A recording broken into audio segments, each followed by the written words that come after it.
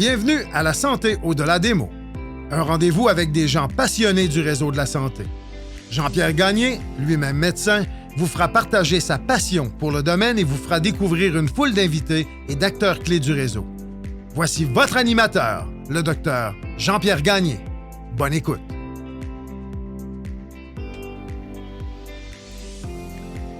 Qu'est-ce que la santé financière? L'argent fait-il le bonheur? Sommes-nous trop endettés? Où et quand investir notre argent? Doit-on investir dans les bitcoins? Voilà toutes les questions que je pose à mon invité Brian Beaulieu, expert en planification financière et gestionnaire de portefeuille à la financière Banque nationale, gestion de patrimoine.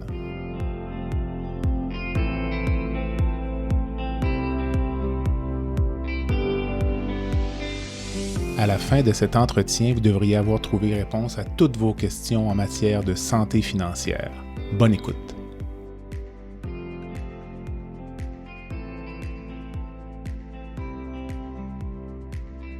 Brian, bon matin. Bon matin. Merci d'accepter l'invitation au balado La santé au-delà des mots pour une deuxième fois pour parler de santé financière. Oui, merci. Merci de l'invitation. Merci beaucoup. Qu'est-ce que la santé financière? Écoute, c'est une très très bonne question, la santé financière. Puis je me suis penché un petit peu là-dessus parce qu'on parle souvent de sécurité financière puis de finances personnelles, mais la santé financière, ma définition dans le fond, c'est un peu l'harmonie entre les objectifs à long terme puis le court terme, dans une optique d'être le moins stressé possible, mais dans l'objectif d'avoir des visions du côté de la planification fiscale, financière, la projection de retraite, puis ainsi de suite. Mais c'est d'être capable de prendre tout ça, puis de voir le long terme quand même, puis que ce soit harmonieux, puis qu'on ne soit pas stressé par ça. Et ne pas s'empêcher de vivre. Ne pas s'empêcher de vivre et ne pas s'empêcher de dormir. Exactement. On parle souvent de l'endettement des Québécois, puis là, ça revient un peu à la une avec les taux d'intérêt qui sont en hausse. Comment est-ce qu'on se classe, disons, par rapport aux autres grandes économies? Au niveau du Québec, au niveau du Canada, là, en ce moment, c'est du côté canadien, c'est 187% de niveau d'endettement. Qu'est-ce que ça veut dire, ça? Ça veut dire qu'on prend 1$, c'est le niveau d'endettement par rapport au revenu disponible. Le revenu net ou brut? Le revenu brut. OK. Donc, pour 1$ de revenu, on parle de 1,87$ de dette. OK. Dans les pays membres de l'OCDE, on est en ce moment, je me suis pris des petites notes parce que c'est quand même des données assez... on est 9e dans l'OCDE. OK, donc... puis, tu sais, j'aime ça faire le comparable quand même. On prend le Royaume-Uni, c'est 148%. On prend le Japon, 122%. L'Allemagne, 102%. OK. Les Américains, 101%. OK. Puis quand on prend le Danemark, on est à 250%. OK. Donc, par contre, la statistique en tant que telle, tu sais, il faut la mettre dans le contexte tout de même. Si on prend puis c'est facile de faire peur au monde avec la stat de l'endettement, là, relatif par rapport aux revenus disponibles. Quand on prend la stat au niveau des actifs, donc la dette par rapport aux actifs, on est à 16%. OK. C'est la même stat de 1990 à aujourd'hui. Au plan personnel, ça? Au niveau des ménages canadiens. D'accord, OK. Donc, ce que ça veut dire, c'est que les gens, en ce moment, utilisent un peu plus, dans leur structure financière, ils ont un peu plus de dettes, mais ils ont quand même un actif sous-jacent pour la dette qu'ils ont. Okay. Fait que la proportion, les gens utilisent un peu plus l'effet de levier que par le passé. C'est quand même logique, compte tenu des taux d'intérêt qu'on a eu dans les dernières années, qui sont beaucoup plus bas, mais les gens vont utiliser plus de financement tout de même que ce qui se faisait en 1990. Par contre, c'est qu'en 1990, le ratio d'endettement par dollar c'était 90%. Okay. C'était pas 187%. Donc, il y a quand même une progression majeure. Puis c'est sûr que quand on fait des comparables au niveau de l'OCDE, là, on prend toujours en dollars US. Fait que la fluctuation de devise a quand même un impact aussi là-dessus. Parce que le revenu moyen par ménage au Canada est à 38 000 par habitant. C'est 38 000. Alors que du côté US, on est à 60 000. Okay, donc, les Américains, c'est les premiers au niveau de l'OCDE en termes de revenus par habitant. Okay. Alors que nous, on est, je pense, 13e ou dans ces eaux-là. Je n'ai pas la stat proche, là, mais ça ressemble pas mal à ça. 11e, pardon. Intéressant. Est-ce que l'argent fait le bonheur? Ça, la question qui tue. La question qui tue. Ben écoute, tu sais, c'est encore là, puis un peu dans le premier podcast qu'on a fait ensemble, il y avait de l'opinion personnelle dans le lot, là, tu sais. Tout à fait. C'est un sujet qui m'intéresse beaucoup par des formations professionnelles, mais j'ai lu beaucoup sur le sujet, tu sais, du bonheur, de l'argent, puis de la psychologie de l'argent, puis il y a un lien. Il y a un lien clair entre l'argent et le bonheur. Okay. Ça, c'est certain. Par contre, certaines études présentent ça comme, oui, il y a une limite en tant que telle. Tu sais, à partir, par exemple, de 100 000, ça s'estompe. C'est ce que j'avais vu, ouais, c'est ça. Alors 100 000 de revenus. Exact, 100 000 de revenus. Alors que d'autres, ben, c'est comme, non, tu sais, ça continue tout le temps. OK? Moi, mon constat, c'est que, puis je regardais des textes au niveau de l'Ordre des psychologues du Québec, puis c'est vrai que à partir d'un certain montant, ça s'estompe, parce que les besoins de base, là, de la nourriture, l'habitation, les voitures, puis ainsi de suite, ben, jusqu'à un certain montant, tu vas venir combler des besoins. Donc, l'argent pour combler des besoins de base, c'est efficace.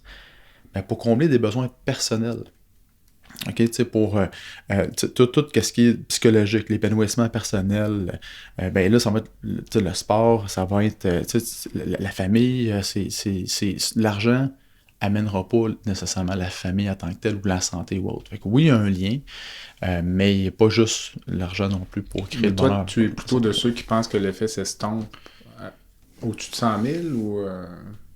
Ben, moi, je suis convaincu que l'effet s'estompe au-dessus de 100 000. À quelle vitesse maintenant? Ça, c'est une bonne question, mais je suis convaincu que ça s'estompe. Puis ça, on le voit un peu au niveau des ressources humaines, quand les gens ont plus de salaire, c'est pas vrai qu'ils sont plus heureux nécessairement puisqu'ils ont plus de salaire. Là, à partir d'un certain point, il n'y a pas de... Je pense qu'il n'y a plus de différence vraiment. Oui, c'est le fun de faire plus d'argent, là, mais en même temps, si tu n'as pas le temps de l'utiliser, puis tu es stressé, puis tu n'as pas une bonne qualité de vie, c'est pas mieux. Là. Ça vient rejoindre un peu les enjeux au niveau du corps médical. Ce n'est pas un secret que les médecins sont bien payés au Québec, et pourtant le taux d'épuisement professionnel est, selon certaines études, parfois frôle les 50%. Là, donc ça rejoint un peu ce que tu disais. Ce qui m'amène à la question suivante. A-t-on au Québec une relation malsaine avec l'argent? Parce qu'il me semble qu'on parle presque seulement d'argent. Et en même temps, c'est mal vu d'en faire parfois. Ou, toi, dans ta clientèle, là, donc... moi c'est sûr que je suis biaisé dans la réponse. Okay. Parce que je travaille avec des gens qui ont plus d'argent en général. Est-ce que les gens ont une mauvaise relation avec l'argent? En fait, chacun a sa relation avec l'argent. OK. Puis à partir de là, je suis qui pour venir juger si la personne a une bonne relation ou pas avec l'argent. Mais c'est sûr que l'argent, c'est un sujet qui demeure tabou au Québec. OK? Puis dès qu'on va au Canada anglophone, la dynamique change. OK. Les textes dans les médias ou l'opinion publique est différente quand même quand on change de province. Cela dit, est-ce que les gens ont une relation malsaine? Ben, souvent, il va y avoir des réactions. Les gens ont peur qu'il y ait de la jalousie, ont peur que ça change l'opinion que les autres ont d'eux, s'ils disent qu'ils ont de l'argent ou pas. Puis, je pense que l'expérience personnelle du monde va venir teinter leur relation avec l'argent. Donc, quelqu'un qui vient d'un milieu défavorisé va avoir peut-être une autre vision que quelqu'un qui vient d'un milieu qui est très favorisé ou pas. Donc, c'est une dynamique qui est là, oui. Est-ce qu'elle est malsaine? J'aurais plutôt tendance à dire qu'elle est peut-être plus malsaine que bonne en tant que telle. OK. Ouais. On va tomber un peu plus dans le vif du sujet. Quelqu'un qui commence à travailler ou qui est au début de sa vie professionnelle, comment est-ce qu'on commence à réfléchir sur le montant d'argent à mettre de côté? Là? Quand tu rencontres un client là, dans la trentaine, disons, là, un jeune professionnel ou autre... C'est sûr qu'il y a plusieurs méthodes, mais à la base, puis ça rejoint d'autres sujets qu'on a déjà parlé ensemble au niveau de quand on peut prendre notre retraite et autres, ça part de la planification. Okay? Donc, ça part d'une bonne planification financière qui va toucher différents aspects. Puis, il n'y a pas de moment où on n'est pas trop jeune pour commencer à épargner en tant que tel. Le fait de commencer à épargner plus jeune, d'initier nos enfants à l'épargne, ça leur fait prendre conscience de la valeur de l'argent. Ça leur fait prendre aussi confiance par rapport à ça. Puis ça, c'est des choses qui vont leur rester pour le restant de leur vie, tous ces acquis-là qu'ils vont faire en commençant l'épargne tôt. En plus de ça, il faut dire aussi que l'effet de l'intérêt composé sur le long terme va faire en sorte que quelqu'un qui commence à épargner plus jeune va devoir épargner moins pour le même montant en bout de piste, là, à cause de l'effet de l'intérêt composé qui est assez important. Donc, comment savoir le montant qu'on a à épargner? Bien, premièrement, il faut se fixer des objectifs. Comment que de clients viennent me voir et qui n'ont pas d'objectif prédéterminé? Qui me disent pas, moi, Brian, écoute, je vise à arrêter de travailler à 60 ans. Je vise m'acheter une maison, je veux m'acheter un chalet, je veux m'acheter un projet XYZ, je veux un fonds d'urgence. Souvent, les gens ils vont comme avec go with the flow, là. Les gens vont avec bon, ben, il y a 40 temps, on a dépensé, on en épargne un peu, je mets mon REER, mais à la base, on l'économise pour un projet spécifique ou quelque chose de spécifique. Fait que c'est important de déterminer les objectifs en premier pour être capable de faire une planification qui se tient par la suite. Mais disons que on va parler un peu des salariés tout à l'heure, ceux qui ont des fonds de pension, mais un travailleur autonome, là, disons, qui fait un montant, mettons, on va dire 150 000 $ par année, là, ou 100 000, qui commence à travailler, qui vient te voir, est-ce que tu vas suggérer, dans un premier temps, seulement de maximiser les REER ou est-ce qu'on vise à en mettre un peu plus? Ou... Ben, normalement, pour être capable de soutenir son rythme de vie là, à la retraite, c'est ça. Quelqu'un qui a 150 000 $ doit mettre plus que ses REER, normalement. Okay? Oui, il y a des régimes sociaux. Il faut tenir compte tout de même des rentes du Québec. Il faut tenir compte de la pension fédérale. On a 3 approches qu'on peut utiliser. Il y a toujours l'approche qui est beaucoup trop large, selon moi, qui est le 70% du revenu. Le 70% du revenu, là, ça, c'est le classique dans l'industrie. Là. On rencontre quelqu'un qui fait 50 000 $ par année, c'est 70%. Puis on rencontre quelqu'un qui en fait 500 par année, puis c'est 70%. Ça ne fonctionne pas, là. C'est pas réaliste, là. Comment j'ai vu de clients qui avaient des bons revenus puis qui se mettaient une pression énorme pour épargner, puis que finalement, ils en mettaient ben trop, là. Donc, la première étape, la première option, c'est le 70% du revenu qu'on peut voir. L'autre méthode, c'est la méthode fiscale, là, on fait un peu l'ingénierie inverse. Donc, on prend le revenu que la personne fait, on enlève l'impôt, on enlève l'épargne qui est faite, on regarde comment que la personne dépense dans son coût de vie. Puis la dernière approche, qui est la meilleure, selon moi, c'est l'approche budgétaire. Puis ça, on l'utilise particulièrement pour les gens qui sont près de la retraite. Donc, quand on est près de la retraite, c'est important, oui, de se faire un budget, puis de regarder notre coût de vie, ça part où notre revenu. À partir de là, on est capable de précisément estimer le revenu nécessaire à la retraite, et là, on est capable de faire des projections qui vont tenir compte de la réalité de la personne. Mais si on approche de la retraite, il n'est pas un peu trop tard pour commencer à se demander... Oui, c'est pour ça qu'on va prendre une approche en début de carrière qui va être un peu plus large parce qu'on n'aura pas le chiffre précis que ça prend pour vivre à la retraite. Mais on va faire une estimation du revenu qui pourrait être nécessaire. Ouais. OK. Ouais. Mais dis-moi, comme moi j'ai 53 ans, là, tu le sais, je n'ai aucune idée à quel âge je vais prendre ma retraite. Ouais. J'ai pas vraiment l'intention d'arrêter de travailler au point de vue intellectuel dans ma vie. Est-ce que pour toi, je suis un bon ou un mauvais client? Ben, en fait, c'est dur de planifier. C'est plus dur de planifier, effectivement, mais on met des hypothèses quand même. OK. On met des hypothèses de bon, OK. Puis il y a rendu là aussi une question de personnel, tu sais, dans le sens que quand les gens ont connaissance, ont conscience qu'ils peuvent arrêter, ça change le mindset ou ça change notre positionnement par rapport au travail. Okay. Donc, comment de clients sont venus me rencontrer puis qui étaient sur le bord de la dépression puis qui se disaient « Crime, je suis plus capable » puis là, on faisait des projections de retraite puis je dis « Bon, ben écoutez, ça fonctionne, là, on a fait notre gestion de risque puis tout est beau. » Puis là, les gens retournent au travail avec une mentalité complètement différente puis ils se mettent à avoir du fun puis ils sont épanouis au travail alors que initialement c'était une obligation. Ça les dérangeait, mais quand ça devient plus une obligation de travailler, la vision des gens change par rapport au travail. Mais tes clients, là, est-ce qu'il y a un moment où le fait de pouvoir calculer l'âge potentiel de la retraite quel moment les gens vraiment te posent la question? Est-ce que c'est dans la quarantaine, la cinquantaine? Ou... J'ai des clients qui me posent la question à 30 ans, j'ai des clients qui me posent OK. la question à 40, d'autres à 50. C'est très variable. OK. Mais dis-moi, l'autre question que j'avais, c'est qu'on regarde souvent l'espérance de vie au Québec, sauf erreur de ma part, c'est au-dessus de 80. Mais les gens ne dépensent pas de l'argent jusqu'à 80 ans. Il me semble que tu m'avais déjà dit souvent que les gens prennent leur retraite à 60, 65, sont actifs, voyagent, le temps passe, Ouais. les gens aiment moins voyager, aiment moins prendre l'avion, ont Ça, un c'est- peu mal dans le dos, un peu mal aux genoux. Finalement, comme, lorsque tu estimes les revenus nécessaires pour la retraite, est-ce que c'est décroissant avec le temps? Comment tu fais l'exercice? Encore là, ça va dépendre d'une personne à l'autre. Là. OK. On est vraiment dans du cas par cas. Bon, l'espérance de vie à la naissance, oui, c'est 81 ans, mais ça, c'est à la naissance. OK, un couple qui a 65 ans, 25% de chances qu'il y en ait un des deux qui se rende à 94, 50% des chances qu'un des deux se rende à 91. OK. OK, fait qu'il faut quand même planifier pour un peu plus long terme. Fait que oui, dans les projections, c'est normal d'utiliser des exemples 91 ans comme âge de décès pour un couple de 65. Maintenant, au niveau de la consommation, effectivement, un des constats, après, ça va faire 15 ans bientôt, là, je suis dans l'industrie là, le 28 avril prochain.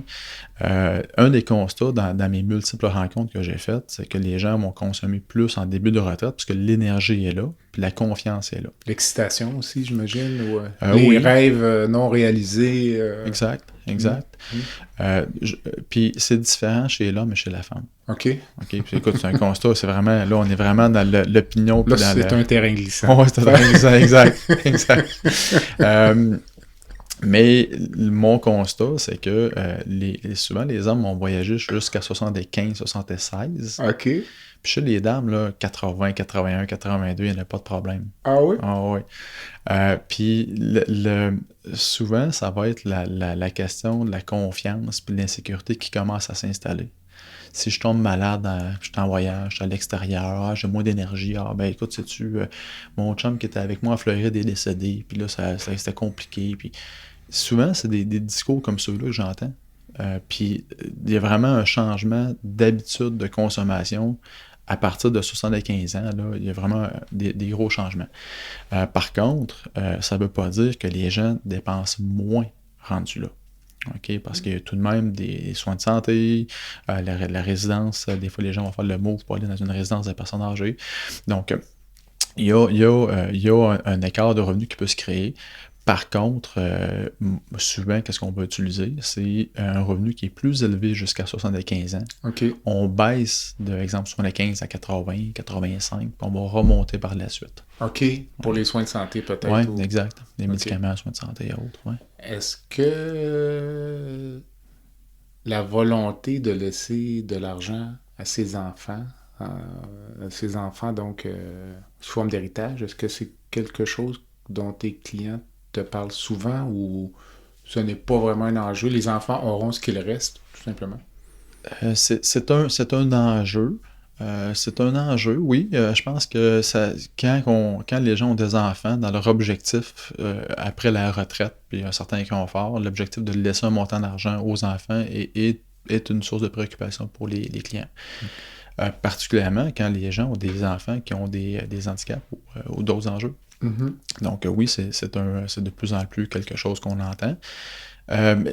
Non seulement ça, mais de plus en plus, les clients veulent partager de leurs actifs durant leur vivant. Okay. Donc, comment bien le partager rendu là devient une préoccupation. Puis avec le prix de l'immobilier dans la région de Québec, la région de Montréal, un peu partout, beaucoup de clients disent, bon, ben écoute, au lieu de laisser un montant à mon décès, puis que mes enfants sont rendus à 65, 70, je veux partager avant ça, jusqu'à quel point je peux le faire, jusqu'à quel point je suis capable de me permettre de partager un montant sans que ça impacte ma projection de retraite moi-même. L'autre avantage, c'est que si on partage de son vivant, nos enfants ont moins hâte qu'on meure aussi. Donc, Mais dans cette optique-là, par contre, c'est important dans les projections de retraite de calculer aussi tout ce qui est l'écart type des rendements. OK. OK, donc, oui, on peut aligner les chiffres de dire, OK, mon rendement, ça va être 4%, 4%, 4% d'une année à l'autre. Mais dans la vraie vie, c'est pas ça qui se passe. Ouais. Dans la vraie vie, il va y avoir des moins 10, puis des plus 15, puis la séquence des rendements va avoir un impact majeur. Fait que c'est important de faire une simulation Monte Carlo, simulation statistique, OK. dans la projection de retraite. Monte Carlo. Oui. OK. Oui. Donc, ça tient compte de l'écart type.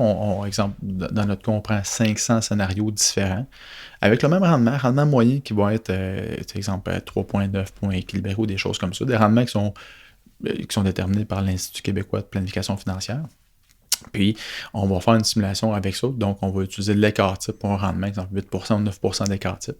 Puis, on va calculer l'impact sur le portefeuille d'une personne par rapport au décaissement qui est fait.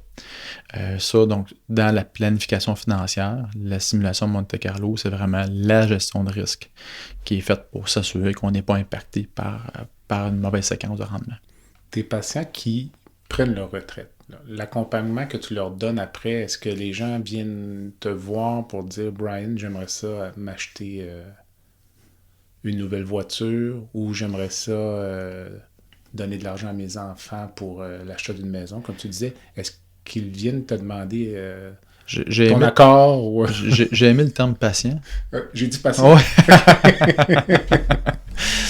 C'est peut-être ça, à certains égards.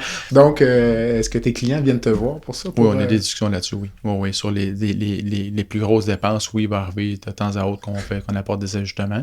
Puis c'est normal parce que dans les projections qu'on fait, ben, on les remet à jour, les projections. Donc, c'est pas juste de faire un plan quand on a 30 ans puis qu'on roule dessus pendant 35 ans. Là. On fait une projection financière, on fait une planification financière puis on refait des mandats soit partiels en cours de route qui va viser, exemple, plus la question légale de testament, contrat de mariage et autres, l'impact au niveau des assurances, le côté successoral. Mais oui, on remet à jour à la retraite. C'est important de le remettre à jour. Puis, la question d'emblée que tu m'as posée, c'était la santé financière, c'est quoi? Puis, un des mots qui revient souvent, c'est de bien dormir, d'être moins stressé. Puis, notre rôle, c'est celui-là. Mm-hmm. OK, c'est pas juste de faire de la gestion de portefeuille puis de faire la sélection de titres. Notre rôle, c'est d'accompagner les gens dans leurs différentes étapes de vie au niveau financier. Puis, donc, de remettre à jour la planification, la projection de retraite quand il y a des dépenses majeures ou des changements majeurs. Oui, c'est quelque chose qui est tout à fait adéquat. Fait que oui, dans le quotidien, on parle aux clients de gestion monétaire, oui. Alors, on parle de clients et non de patients, mais es-tu parfois obligé de ralentir un client? Oui. Quelqu'un a pris sa retraite, puis là, tu regardes aller les dépenses, puis là, tu dis, écoutez, monsieur untel, parti comme c'est là, vous risquez d'en manquer. Oui, ça arrive. Oui, ça arrive, puis c'est des discussions qui sont pas toujours agréables non plus. Mm-hmm. Mais à partir de là, à partir du moment que moi, je suis le messager, puis je reprends les propos d'un de tes collègues qui m'avait déjà dit, j'avais posé la question, tu sais, quand tu annonces à quelqu'un qui a un cancer, comment tu deals avec ça? Puis un de tes collègues m'avait répondu, écoute, moi je suis le messager dans le fond. Là. Mm-hmm. Puis ça m'a fait quand même réfléchir un petit peu par rapport à ce que je fais, mais oui, effectivement, moi je suis le messager. Je présente les chiffres, je présente les stats, j'explique la chose, puis à partir de là, la personne prend sa propre décision. Donc si la personne elle décide de brûler l'argent de sa retraite, malgré le fait que la planification prouve qu'il a tort, ben, à ce moment-là, la personne vit avec ses conséquences, c'est son choix rendu là. OK. Tes clients que tu connais en début de plus jeunes, on a tous des personnalités différentes, des anxieux, des nonchalants, des optimistes. Est-ce que les gens gardent leur profil? Autrement dit, si tu as un client qui est anxieux à 40, il va tout le temps l'être, puis ça va tout le temps un peu influencer ses décisions, ou les gens changent avec le temps? Ben, oui, au bout de 15 ans, je peux dire que certaines personnalités ont changé en cours de route. Okay. Oui. Par contre, il reste toujours un fond qui est là quand même. Par contre, tantôt, je parlais des simulations Monte Carlo. À l'époque, on prenait un peu moins ça. Puis quand on a commencé à travailler plus avec les clients au bout de 15 ans, moi, la plupart des gens, ça fait 10-13 ans que je travaille avec eux. Il y a une relation dynamique qui s'installe, une relation de confiance qui s'installe. Et puis, l'aspect de planification vient rassurer les gens quand même beaucoup, mais la personnalité demeure la même. Donc, je prends toujours l'exemple de la personne qui a des gros revenus, pas de fonds de pension, puis qui est habituée de brûler de l'argent pas mal. Au fur et à mesure. Mon expression, c'est l'important, c'est pas l'eau qui rentre dans le bain, mais l'eau qui sort du bain. OK? Fait que c'est sûr que si le beat de vie est énorme durant la vie active, OK? Puis qu'il en sort de l'eau du bain, là, rendu à la retraite, là, le bain va se vider encore à la même vitesse, là. OK. Et ça change pas, là. OK. Brian, je vais aller vérifier ma cote de crédit. On prend une courte pause, puis on revient. Le podcast La santé au-delà des mots est une présentation du groupe conseil Beauchamp, Beaulieu, Dessureau, Toupin de la financière Banque nationale Gestion de patrimoine. Comme nous croyons que la santé financière fait partie de la santé globale, nous sommes heureux de nous joindre au Dr Jean-Pierre Gagné pour vous souhaiter une bonne saison de La santé au-delà des mots. Tu veux lancer ton propre podcast, mais tu ne sais pas comment t'y prendre? Pas de problème. Mouton Marketing peut t'accompagner de la conception au lancement. Envoie ton idée de podcast à bonjour@gomouton.com. bonjour@gomouton.com. L'univers du podcast t'attend.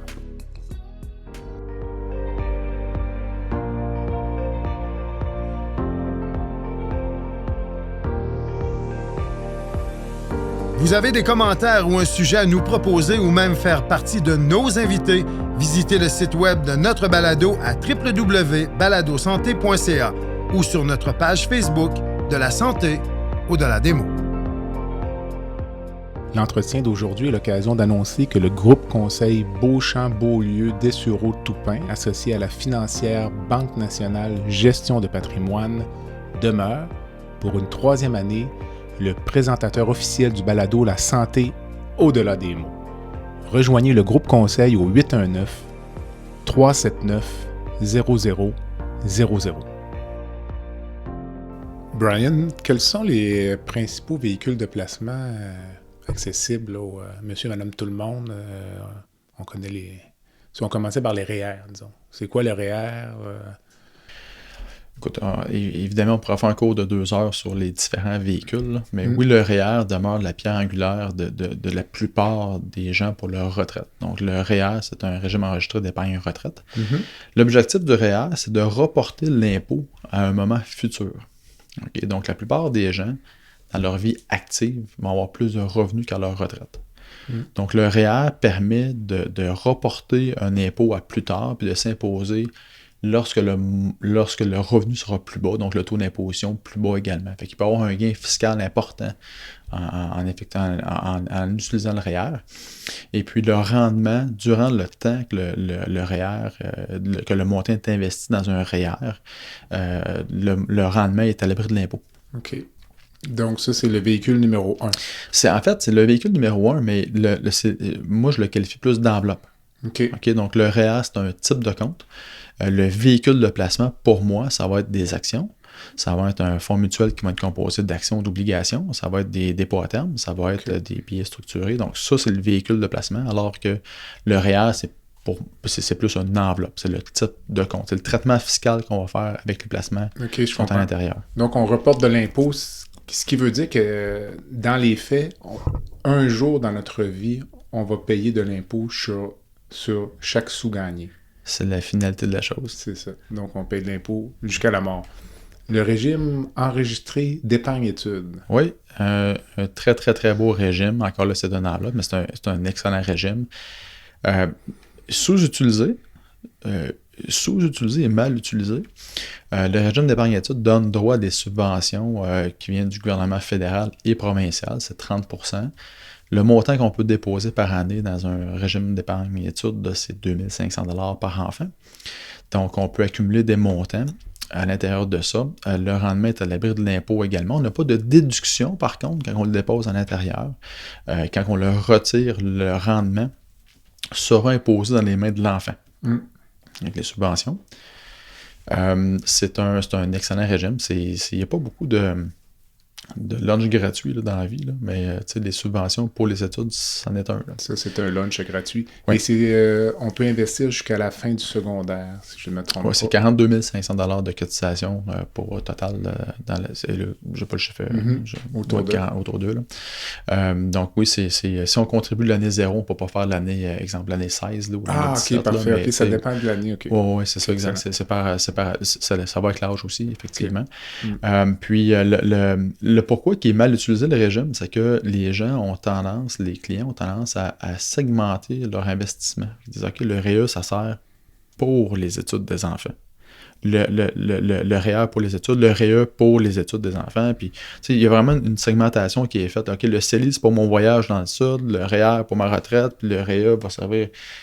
Mais au final, dans le fond, c'est la même poche qui paye tout. Là. Fait qu'il n'y a rien qui empêche qu'on pourrait maximiser le REE, puis utiliser éventuellement le capital du REE pour aller recontribuer dans notre REER par la suite. Donc, lorsque la liquidité disponible aux fins d'investissement est limitée, il faut s'assurer de faire la bonne sélection des comptes parce que le REE, il passe pendant un laps de temps, de 0 à 17 ans au niveau des enfants.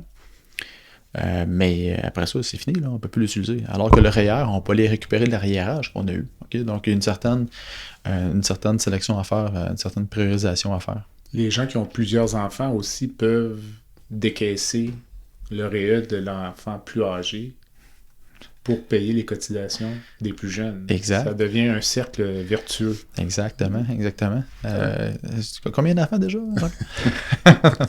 Non, mais réponds pas à ça. Mais oui, effectivement. Non, on peut retirer au nom du plus vieux pour aller cotiser au nom des plus jeunes. Fait que le même argent peut servir plusieurs fois. Oui. Ben, c'est presque miraculeux. 2 puis 3 fois. Okay. Là, c'est la multiplication des points. Là. C'est un miracle. Si on parlait maintenant un peu du CELI. Oui. Donc, le compte d'épargne libre d'impôt.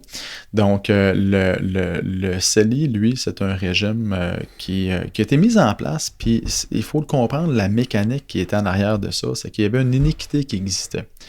L'iniquité était par rapport au fait que les gens, quand ils étaient proches de la retraite, puis qu'ils n'avaient pas d'épargne REER, avec des faibles revenus, quand ils mettaient de l'argent de côté dans un REER, puis qui commençaient à décaisser, dépasser 65 ans, ils étaient pénalisés sur leur supplément de revenus garanti. Donc, on a la pension fédérale, qui est la pension de sécurité de vieillesse, puis s'ajoute à ça un montant.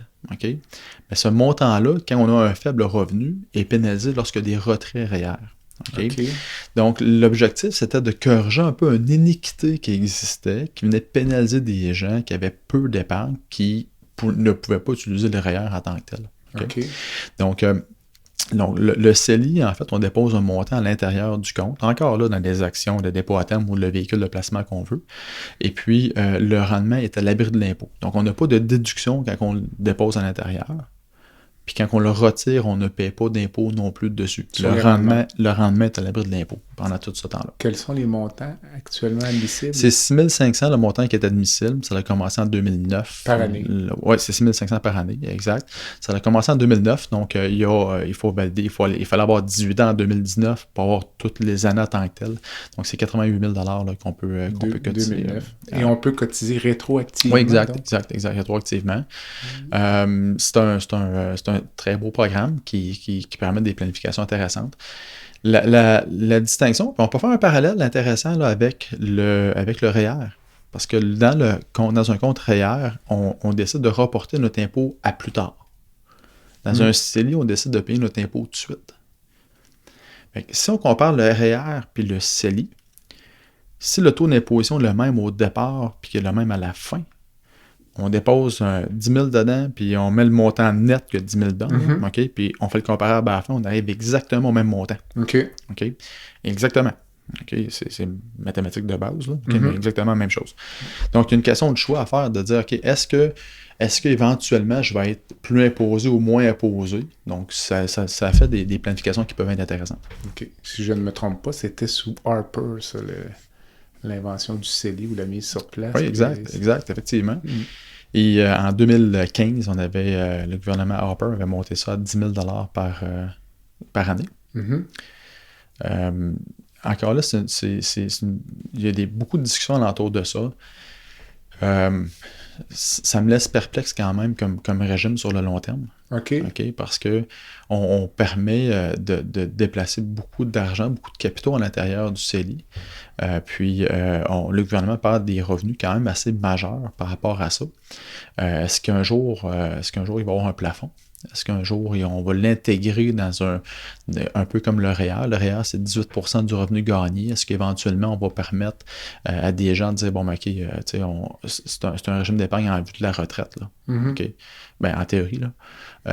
Est-ce qu'on va mettre un plafond à l'intérieur, comme le REER, c'est 18% du revenu? Est-ce qu'on va dire, bon, OK, on donne 20% des revenus des gens, puis ça inclut REER, CELI? Est-ce qu'il y aura une composition qui est faite? Mais je ne serais pas étonné qu'éventuellement, il y ait un changement par rapport à ça. Mais tu dis que ça avait été augmenté à 10 000, puis ça a été abaissé à nouveau? Oui, exact. Le gouvernement libéral l'a baissé en 2016. Okay. On a ramené ça à 5 500 à l'époque.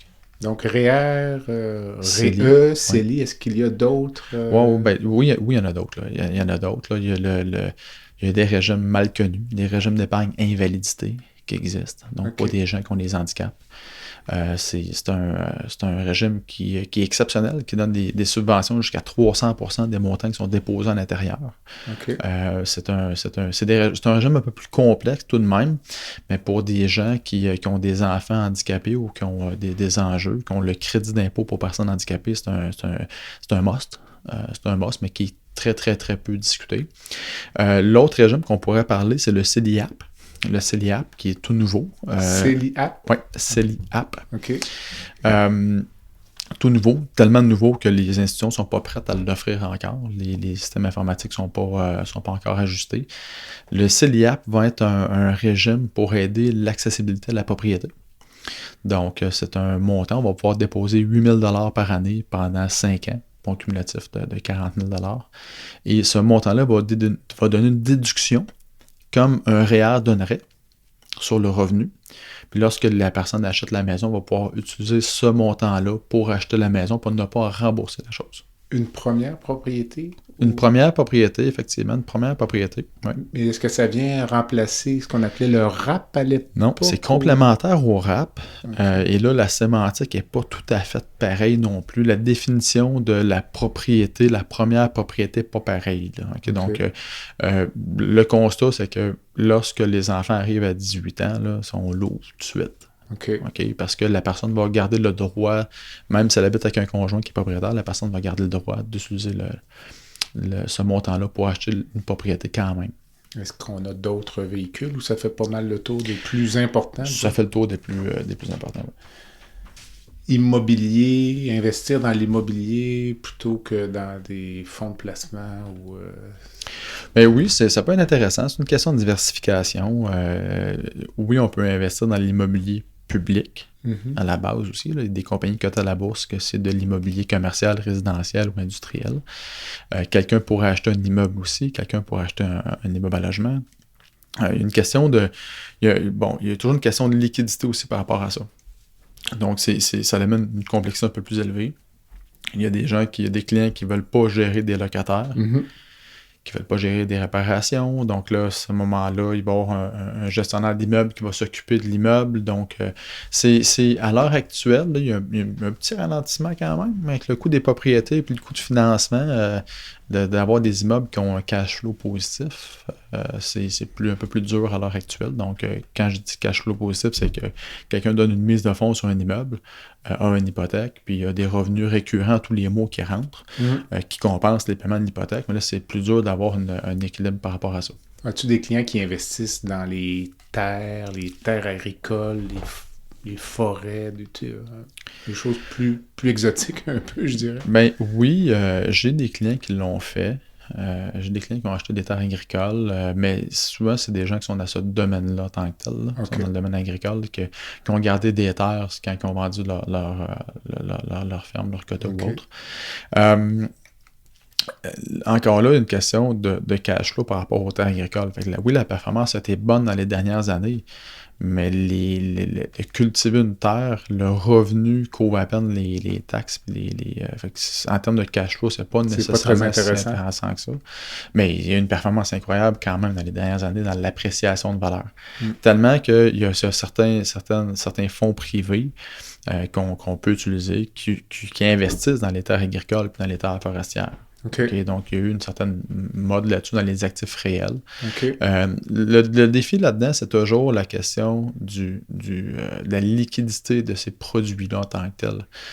Parce que quand les gens veulent acheter des terres, tout le monde est acheteur, tu sais, puis quand ils se mettent à vendre, oups, là, c'est plus long. Oui, je comprends. Okay. Il y a une complexité un peu plus importante. Dans le type d'investissement qu'on pourrait appeler différent, il y en a qui c'est dans les voitures, il y en a qui c'est dans les tableaux, il y en a qui c'est dans le vin, il y en a qui c'est dans le et autres. L'élément écoute, j'ai même vu des collections de vaisselle, là. OK. J'ai tout vu là. Mais il y a un élément qui revient, c'est quand les gens font ça, c'est vraiment une question de rentabiliser une passion en tant que telle. OK. C'est les gens ont une passion pour l'art ou autre. Le défi, c'est toujours la liquidité de ce genre de placement-là. Puis non seulement la liquidité, mais quand les gens décèdent et qu'ils ont des tableaux, des œuvres d'art, là, il faut les faire évaluer, il faut qu'ils passent en l'encan. Puis là, les mark-up, qu'est-ce que les encanteurs se prennent comme commission, et c'est quand même important. Fait que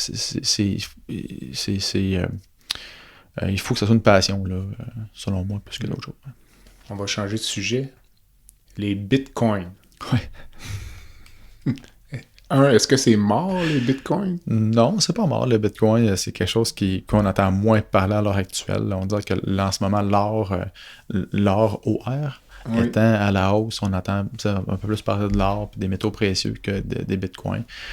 Le concept du bitcoin, c'est une monnaie qui est décentralisée, qui a été inventée par une personne anonyme ou un groupe de personnes anonymes dont on ne connaît pas la provenance ou on ne sait pas où qu'ils habitent.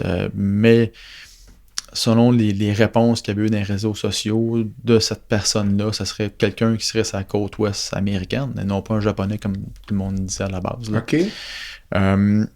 Donc, c'est un concept qui utilise la cryptologie pour les transactions, qui décentralise la production de codes mathématiques pour produire ça.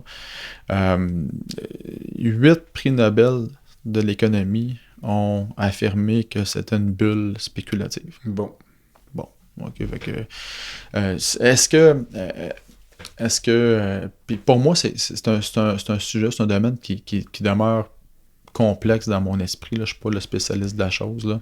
Aux fins d'investissement, nous, légalement, dans les mandats de gestion, on n'a pas le droit d'utiliser de choses par rapport à ça. Il y avait une formation qui commençait à fin avril au MIT sur la cryptologie et la crypto-monnaie, puis je voulais m'inscrire, là, je manquais de temps, mais c'est quelque chose que je veux approfondir pour être capable d'avoir un argumentaire intéressant. De comprendre. Ouais, de bien le comprendre de A à Z. Là. Mais pour moi, il y a des enjeux majeurs dans le Bitcoin. Là. Okay? Puis, il y a déjà 9 pays qui ont banni les transactions de Bitcoin. OK. Les transactions, le suivi des transactions est excessivement difficile, voire à peu près impossible. Donc, pour vendre de l'armement, pour financer le terrorisme, et tout le et autres qui est alentour de ça, dont le trafic humain, ils peuvent se servir facilement des crypto-monnaies, puis particulièrement du Bitcoin. Fait que moi, j'ai quand même un blocage mental tout de même par rapport à ça. Donc, pour monsieur, madame, tout le monde qui nous écoute, si votre planificateur financier vous suggère d'investir dans les Bitcoins, vous devriez sourciller. C'est pas normal. Je dis pas que c'est délicat. C'est délicat. C'est vraiment un sujet qui est délicat. Puis, j'ai entendu des personnes dans l'industrie me dire, Fidelity commence à le faire. Pourquoi ne pas le faire? Si ça représente 2% de la valeur d'un actif total, ça peut faire office de diversification comme l'or peut faire office de diversification. Un des enjeux qu'il y a eu dans l'industrie de la crypto-monnaie, c'est des firmes qui font le courtage de crypto-monnaie qui ont fait faillite. Donc, le plus gros fait faillite récemment. Donc, là, on rajoute une couche de plus. Là. C'est pas juste la monnaie virtuelle, mais c'est qu'est-ce qui va gérer la chose alentour aussi. Là. C'est ça. Donc, pour moi, c'est pas nécessairement une mode passagère, c'est quelque chose qui va probablement rester. La cryptologie, c'est intéressant. Les crypto-monnaies, peut-être moins dans mon esprit, mais la cryptologie pour crypter les données financières puis assurer un système qui a moins de fraude et autres, peut-être que la cryptologie, c'est intéressant, effectivement, mais la crypto-monnaie, je pense que ça a frappé l'imaginaire, puis il y a beaucoup de monde qui se sont lancés là-dedans parce qu'ils pensaient faire de l'argent très, très, très, très, très, très rapidement. Mais moi, j'ai un enjeu tout de même avec ça. On dit souvent que acheter, c'est voter. Oui. Donc, est-ce que dans l'industrie du placement ou de la planification, est-ce que c'est un enjeu? As-tu des clients qui te disent, moi, Brian, mettons, je ne veux pas que tu m'achètes des produits reliés à l'industrie pétrolière, par exemple? Oui, bien sûr. C'est une tendance, puis c'est pas nouveau. Il faut savoir que tout ce qui est l'investissement socialement responsable, environnemental, la gouvernance, les premiers produits qui étaient plus sous l'appellation des produits éthiques, ont commencé dans les années 70. Dans les années 70, c'est l'Église catholique qui avait parti certains fonds qui représentaient les valeurs chrétiennes traditionnelles. Et puis, donc, ça a évolué au fil du temps. Début des années 2000, 2004 à 2008, on entendait parler de plus en plus de ça. Il y avait une crise financière, puis personne ne regardait ça en tant que tel. Tout le monde regardait les baisses d'un portefeuille en 2008-2009. C'est revenu d'actualité dernièrement. Nous, on a fait notre formation, toute mon équipe au complet, on a fait notre formation pour être spécialiste en investissement responsable. C'est quelque chose qu'on veut continuer à approfondir. J'ai de plus en plus de demandes des clients, donc on l'a ajouté à nos processus de sélection de titres. Beaucoup de fondations me demandent aussi de faire de l'investissement ESG, donc environnement, social, gouvernance. Par contre, il y a un enjeu là-dedans, c'est qu'il y a beaucoup de marketing alentour de ces produits-là. C'est une corde sensible pour les investisseurs. Donc, un beau marketing se fait alentour. Et puis, éthique rime avec élastique. OK. Donc, c'est bien beau de dire, OK, on veut des produits qui sont environnementalement corrects. OK. Bon, on prend Tesla, voiture électrique. Parfait, c'est électrique, il n'y a pas d'émission de CO2. Ouais, mais le gars qui branche le Tesla dans le mur en Texas, puis que c'est une centrale au charbon qui produit, c'est-tu vraiment environnemental? Le lithium qui est pris pour la batterie, le Caterpillar qui est utilisé dans la mine, qui émet du CO2, le 200 kg de copre qu'il y a dans la voiture au lieu d'être 20 kg de copre, est-ce que c'est environnemental? Donc, pour quelqu'un, un produit peut être correct, alors que pour un autre, non, ne l'est pas. Puis les recherches en ce moment, c'est un peu ça qui est difficile, c'est que on va avoir des recherches sur des produits, des compagnies qui vont nous dire ça, c'est super environnemental, il n'y a pas de problème, pas d'enjeu de gouvernance, puis oups, là, il y a un enjeu de gouvernance. Donc, tu sais, il y a vraiment dans l'investissement à l'heure actuelle des débats puis des normes qui commencent à être mises en place.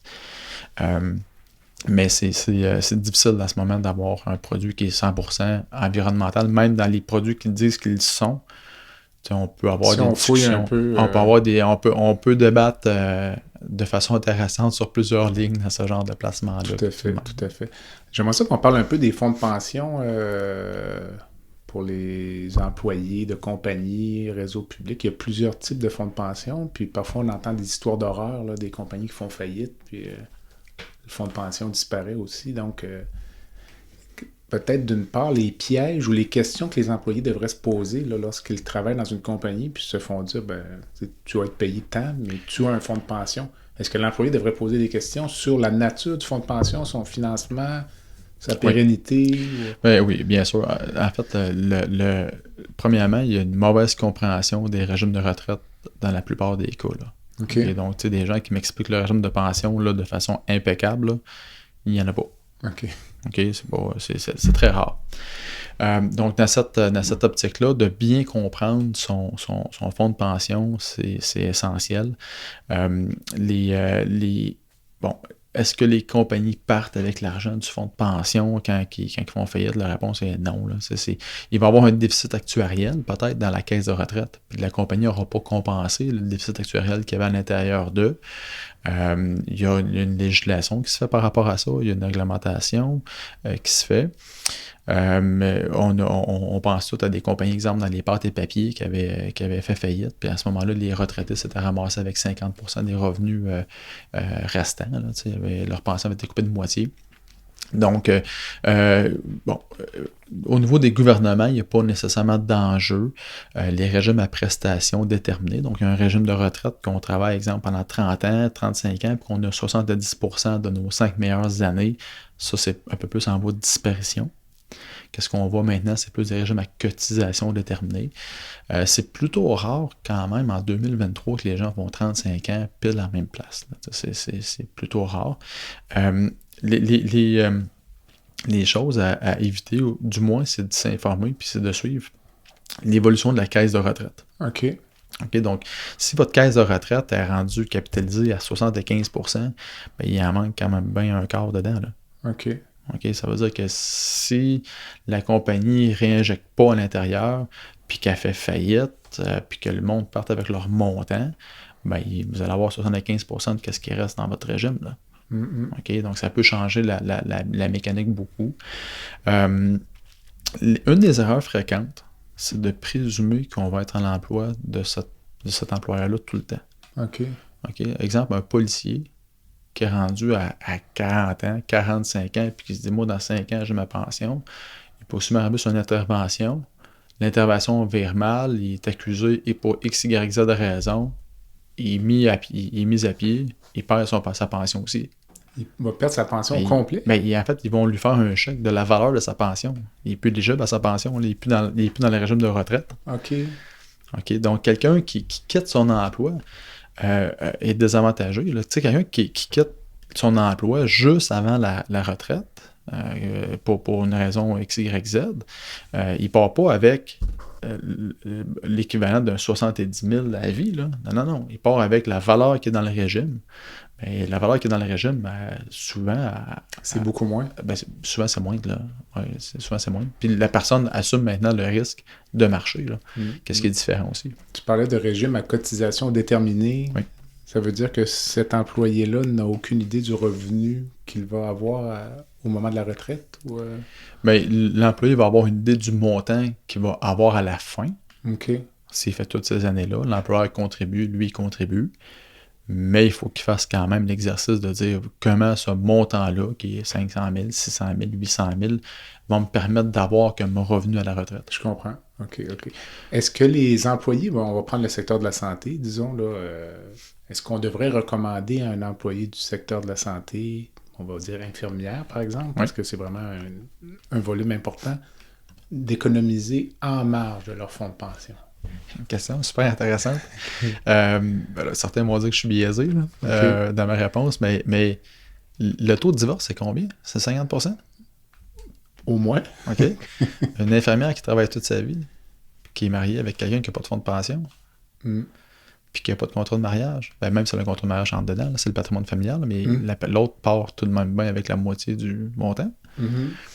Est-ce que ça pourrait inciter quelqu'un à se mettre de l'argent de côté pour prévoir que si éventuellement il arrive quelque chose, qu'elle ait quand même un revenu à la retraite? Mais je pense que oui. Là. Donc, oui, quelqu'un qui est dans le régime de santé, même sur un fonds de pension, on ne peut pas présumer que la personne va prendre sa retraite avec le plein montant pour des facteurs familiaux, pour des facteurs personnels. Donc, oui, je pense que quelqu'un devrait tout de même faire de l'épargne.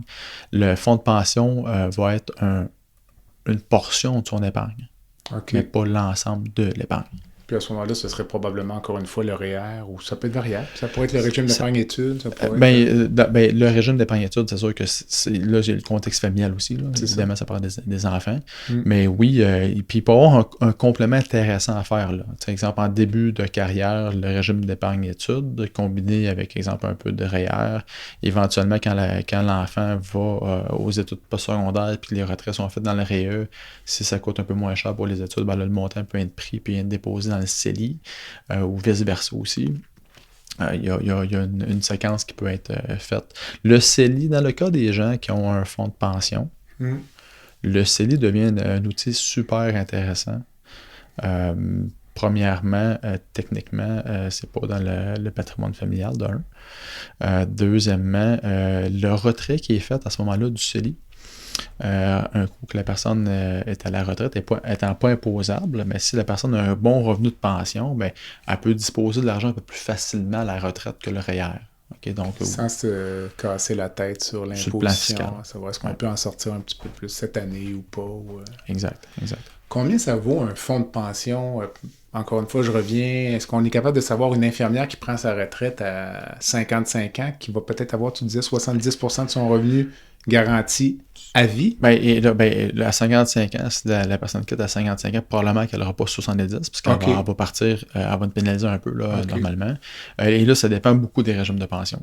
Okay, donc, c'est dur de sortir un chiffre précis en tant que tel. Là. Mais des fonds de pension qui valent 1,2 million, 1,3 million, 1,4 million, c'est fréquent. Là. Okay, quelqu'un qui va avoir un revenu de 50 60 000 par année, oui, c'est dans ces eaux-là le genre de chiffre que les gens peuvent avoir. Puis, il faut savoir aussi que quand j'ai vu des situations que quand les gens arrivaient à la retraite, il y avait l'option de dire, ben moi, est-ce que je prends mon montant avec le REGOP? Est-ce que je prends mon montant avec la pension C'est quoi le REGOP? Excuse-moi, c'est le régime de pension des gens dans la fonction publique. OK. Donc, est-ce que les gens prennent le montant d'argent ou ils prennent la pension? OK. Il y a des situations que les gens peuvent faire le choix. Quand les gens... Puis ça, c'était populaire au début des années 2000. C'était comme retirer votre fonds de pension d'Hydro-Québec. Au complet. Oui, puis acheter des Nortel. Fait que, tu sais, il y a du monde qui ont perdu leur pension. Perdu leur vie avec ça. Oui, totalement. Là, Donc, le fonds de pension amène une certaine sécurité, mais des fois, il y a des situations que les gens font le choix de dire, ben écoute, moi, ma santé est fragile, j'ai pas de conjoint, donc le montant ne sera pas transféré à mon conjoint survivant si je décède. Donc, je vais retirer le montant de mon fonds de pension qui vaut, par exemple, 1,2 million, des chiffres dans ce style-là. Puis dans ces cas-là, souvent, il va y avoir un bout du montant qui va être imposable, puis un bout qui ne l'est pas imposable, qui est transféré dans un REER ou dans un CRI, dans un compte de retraite immobilisé.